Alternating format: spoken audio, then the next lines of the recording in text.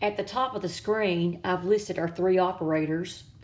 Remember, for case 1, that's going to be just constants or just the variable x. Case 2, you must have an e involved. Case 3, you must have a sine or cosine involved.